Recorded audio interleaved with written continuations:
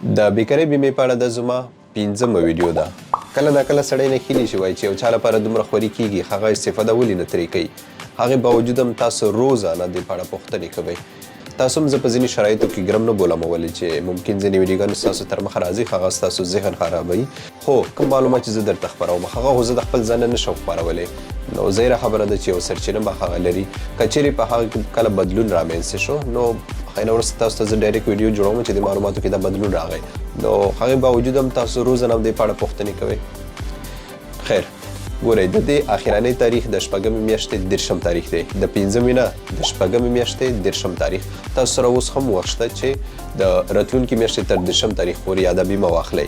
کوم کسان چې په هیواد کې دي دوی باندې هم لازمه ده چې دې لپاره اپلای وکړي او واخلي. آنلاین دی په خپله اخیستی شي کنې یو څوک ملګری دی دلته ورته واخلي. صرف آی ډي کارت کاپي ته ضرورت دی بس نور هېڅ هم ضرورت نشته. نور ځینې کسان پوښتنه کوي چې زما ویزا یو میاشت وروسته ختمیږي زه به هم یاده بیمه کوم. ګوره که ستا ویزا د شپږمې میاشتې 30 تاریخ څخه مخکې ختمیږي او ته په وخت کینسل کړي نو بیا ضرورت نشته چې دې لپاره اپلای وکړئ. کله چې بله ویزا لګئ 2 کلنه ویزا نو بیا به دا بیمه اخلئ او که یې نه لګئ 1 کلنه لګئ بیا ضرورت نشته. او 1 کلنې ویزې والا نه بار زه وایم چې هغې ته ضرورت نشته چې دا بیمه واخلي. خو بیا هم روزانه دې په اړه لسګونو پوښتنې پوښتل کېږي. زه پوښتنو باندې نه ستړی کېږم خو یو شی ما خفه کوي هغه دا چې تاسو پوښتنه وکړئ او زه درته په وخت ځواب درنه کومه.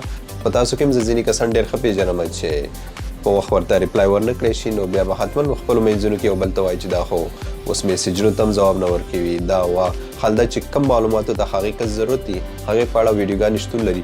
ستاسو تقریبا 90 سلنه پوښتنې داسې چې ټولو باندې ویډیوګانې جوړې شوي وي. خو بیا هم یا ټلیفون کوئ یا په وټساپ باندې پوښتئ. ما خو درته وختي یادونه وکړه چې څومره پوښتنې کولی شئ کوئ خو په هغه صورت کې اول ویډیو ګورئ. که ویډیو پیدا نه شوه نو بیا رانه پوښتنه وکړئ او خفه کېږئ هم به چې کله هم ستاسو پوښتنه ځواب نه شي. زه کوشش کوم چې ستاسو پوښتنې په وخت ځواب کړم کومې چې زما په وس کې چې نه وي نو هغه خو هسې هم نه وي.